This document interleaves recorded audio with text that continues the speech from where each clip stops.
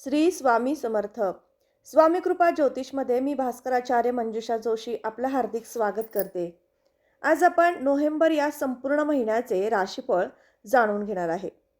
या महिन्यामध्ये व्यापाराची स्थिती कशी राहील, प्रेम संबंध वृद्धिंगत होतील का, याबरोबरच तुमचा संतती योग, शिक्षण योग, प्रेम प्रणय आणि त्याचबरोबर जोडीदाराचं सौख्य कसं लाभणार आहे, नोकरीची संधी प्राप्त होईल का, अशा अनेक प्रश्नांची उत्तरं याची माहिती सविस्तर जाणून घेणार आहोत.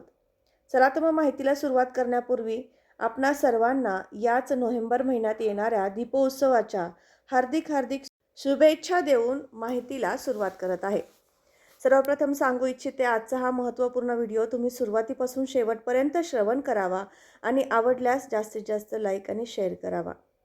सध्या स्थितीमध्ये गोचर स्थिती ग्रहांची काय आहे आणि ती तुमच्या जीवनावर कसे परिणाम करून देणार आहे, याची माहिती घेण्यासाठी गोचर स्थितीचा आढावा घेऊयात. तुमची वृश्चिक रास आहे, त्यामुळे जन्मलग्न पत्रिकेप्रमाणे वृश्चिक लग्न किंवा तुमच्या राशीप्रमाणे वृश्चिक रास या दोन्हीवरनं सुद्धा तुम्हाला ही माहिती उपयुक्त ठरू शकेल. 8 आकड्यामध्ये म्हणजेच वृश्चिक राशीमध्ये बुध, कुंभ राशीमध्ये शनी, मीन राशीमध्ये राहू, मेष राशीमध्ये गुरु, कन्या राशीमध्ये केतू आणि शुक्र, तुळ राशीमध्ये रवी आणि मंगळ, अशा प्रकारे गोचर ग्रह स्थिती तुम्हाला लाभलेली आहे. मग गोचर परिवर्तन होणार आहे का, तर हो, 2 नोव्हेंबरपासून शुक्रदेव कन्या राशीमधून जातील. त्याचबरोबर 6 नोव्हेंबरला बुधदेव वृश्चिकेत जाणार आहेत. 16 नोव्हेंबरला रविदेव वृश्चिक राशीमध्ये प्रवेश करतील. 16 नोव्हेंबरलाच मंगळदेव वृश्चिक राशीमध्ये प्रवेश करतील. 26 नोव्हेंबरला बुधदेव धनु राशीमध्ये जातील आणि 28 नोव्हेंबरला राहुदेव मीन राशीतून वक्री होतील आणि केतुदेव कन्या राशीमधून वक्री गोचर करण्यास सुरुवात करतील. 29 नोव्हेंबरपर्यंत शुक्रदेव जे कन्या राशीमधून गोचर करत होते ते 29 नोव्हेंबरला तुळ राशीमधून गोचर करण्यास पुन्हा सुरुवात करतील. मग अशा प्रकारे गोचर स्थिती लाभली आहे, तर ही तुम्हाला व्यक्तिगत जीवनामध्ये काय लाभ प्राप्त करून देईल किंवा व्यक्तिगत जीवन तुमचं नोव्हेंबर महिन्यात कसं राहणार आहे याची माहिती घेऊयात. लग्नस्थानाचे मालक मंगळदेव हे सध्या स्थितीमध्ये तुमच्या राशीपत्रिकेतील व्ययस्थानामध्ये गोचर करत आहेत. अर्थात तुळ राशीतलं गोचर हे व्ययस्थानातलं अशुभ स्थानातलं गोचर तुम्हाला थोडंसं त्रासदायक ठरू शकतं.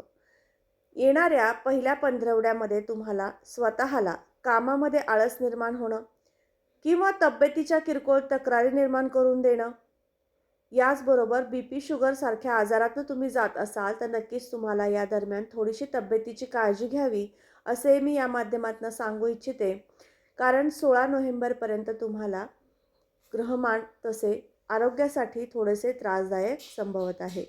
पत्रिकेतील दुसरं घर म्हणून ओळखलं जाणारं धनस्थान, या स्थानाचे अधिपती गुरु महाराज हे राशीपत्रिकेतील 6ष्ठ स्थानात गेले आहेत. 6ष्ठ भाव हे त्रिक भाव, अशुभ भाव म्हणून मानलं जातं. या स्थानात गुरु महाराज गेल्यामुळे काय होईल, तर या महिन्याभरामध्ये तुम्हाला पैशाचे थोड्याशा अडचणी निर्माण करून देणारं ग्रहमान प्राप्त होईल. धन संचय न होता धन खर्च होण्याकडे जास्त कल तुमचा राहणार आहे. वृद्धिंगत होण्यासाठी मी तुम्हाला या व्हिडिओच्या शेवटी काही उपाय सुचवणार आहे, ते तुम्ही जरूर करा. यानंतर पत्रिकेतील तृतीय स्थान, पराक्रम, परिश्रम, कीर्ती, प्रसिद्धी प्राप्त करून देणारं स्थान आणि त्याचबरोबर भावंडांचं सौख्य प्रदान करून देणारं स्थान म्हणून ओळखलं जाणारं तृतीय स्थान, या स्थानाचे अधिपती शनी महाराज हे 4 नोव्हेंबरपर्यंत वक्री अवस्थेमध्ये आहेत. 4 नोव्हेंबर नंतर ते मार्गी लागतील. मार्गी झालेले शनी महाराज तुम्हाला थोडंसं सुस्त करणार आहेत, अर्थात तुम्हाला कामाची गती कमी करणार आहेत. असं होण्याचं कारण म्हणजे मार्गी शनी महाराज हे स्वतःच्या कुंभ राशीमध्ये विराजमान चतुर्थ स्थानात होणार आहे. चतुर्थ स्थान हे सुखभाव म्हणून ओळखलं जातं. सर्व सुखांची प्राप्ती करून देणारं किंवा थोडासा आराम करावा, आत्ताच काय कामाची घाई आहे असे मनात विचार येऊन कामाला विलंब लावून देणारं ग्रहमान प्राप्त करून देतील. यासाठी खबरदारी म्हणून किंवा काळजी करायची गरज नाही, परंतु खबरदारी म्हणून नक्कीच एक उपाय करायचा आहे, ते म्हणजे मारुती स्तोत्र पठणात ठेवायचं आहे. म्हणजे शनी महाराज तुमच्यावर कृपा केल्याशिवाय राहणार नाहीत. याबरोबरच तुम्हाला भावंडांचं सौख्य प्राप्त होईल. तुमच्या भावंडांसोबत काही मतवैचारिकता असतील आणि त्यामुळे तुम्हाला एकमेकांबद्दल दुरावा निर्माण झाला असेल. मतभिन्नतेमुळे तुम्ही काही दिवसांपासून एकमेकांशी बोलत नसाल, अबोल असाल, तर नक्कीच या कालावधीमध्ये तुमच्या एकमेकांशी जास्तीत जास्त संवाद होणार आहे आणि त्यातनं काहीतरी चांगलं घडून येऊ शकतं. प्रवासाच्या दृष्टीने विचार केला असता छोटेखानी प्रवासाचे योगसुद्धा संभवत आहेत. याबरोबरच चतुर्थ स्थानाकडे वळूयात. चतुर्थ स्थानावरनं आपण कुटुंबाचं सौख्य आणि त्याचबरोबर मातृसौख्य पाहत असतो. आईचं सुख तुम्हाला मोठ्या प्रमाणात या महिन्यात मिळणार आहे. आईबरोबर चांगला सुसंवाद साधला जाणार आहे. त्यांची काळजी तुम्ही घेणार आहात आणि यामुळे नक्कीच तुम्हाला एकमेकांबद्दल प्रेम, आपुलकी आणि प्रेमभाव वाढल्यामुळे नक्कीच कुटुंबामध्ये ऐक्यसुद्धा मोठ्या प्रमाणात वाढलेलं जाणवणार आहे.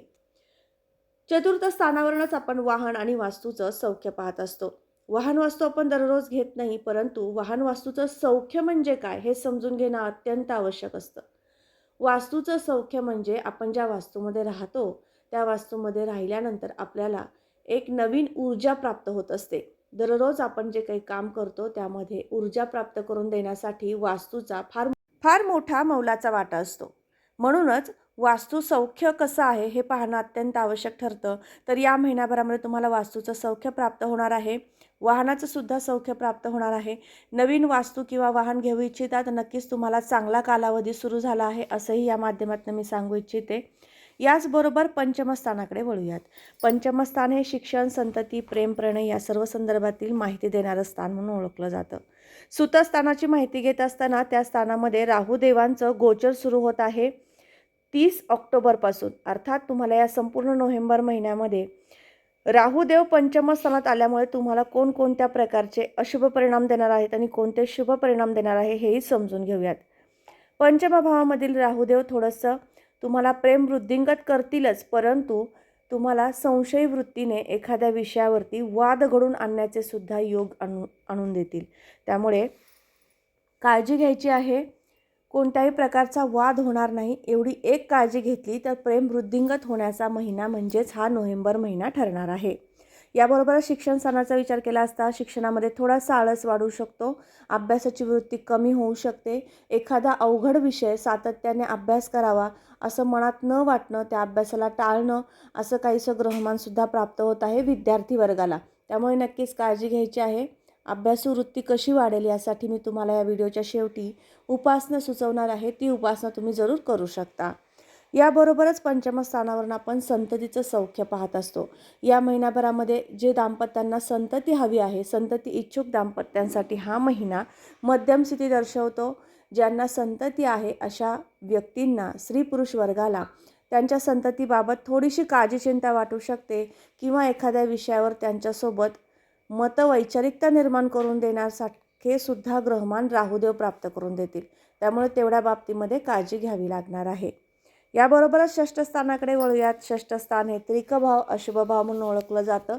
या स्थानाचे मालक मंगळदेव हे सध्या स्थितीमध्ये तूळ राशीमधून गोचर करतील 16 नोव्हेंबरपर्यंत. 16 नोव्हेंबर नंतर मात्र मंगळदेव वृश्चिक राशीमध्ये लग्न स्थानामध्ये येणार आहेत.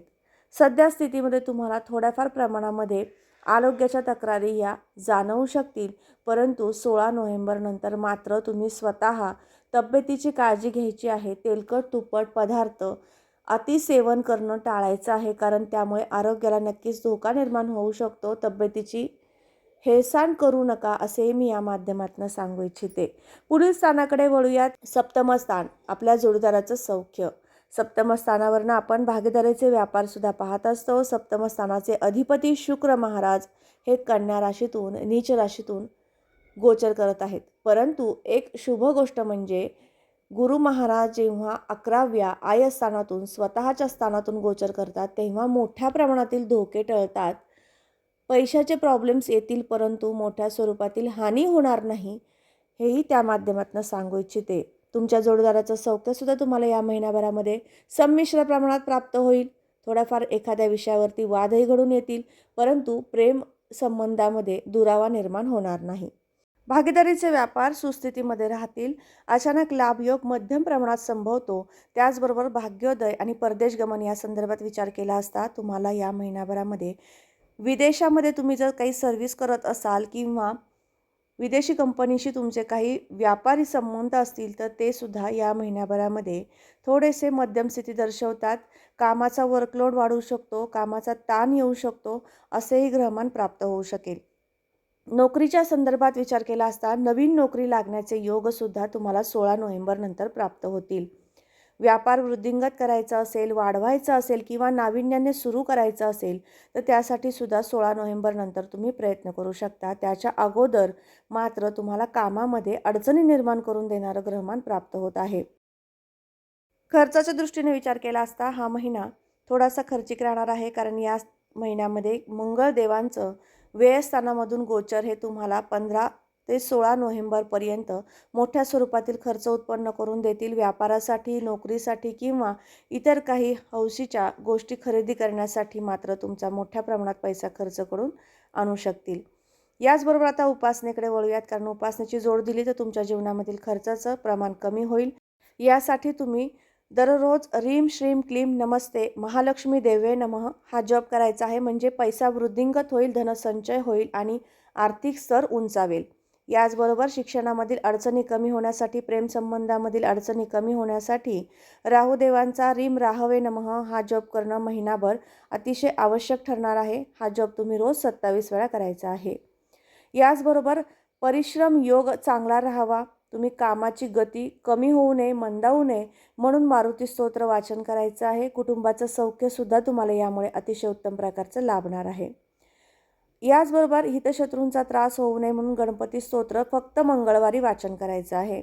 तर आज आपण वृश्चिक राशीच्या जातकांना हा संपूर्ण महिना कसा राहणार आहे याबाबत माहिती घेतली. तर आजचा हा महत्त्वपूर्ण व्हिडिओ तुम्हाला कसा वाटला नक्की कमेंट करून सांगा. कमेंटमध्ये श्री स्वामी समर्थ लिहिण्यास विसरू नका. तुम्ही आपल्या या चॅनलवर नवीन असाल तर नक्की सबस्क्राईब करायला विसरू नका. बेल आयकॉनला क्लिक करा. पुन्हा भेटणारच आहोत अशाच महत्त्वपूर्ण माहितीसोबत. तोपर्यंत श्री स्वामी समर्थ. जय जय स्वामी समर्थ. रामकृष्ण हरी.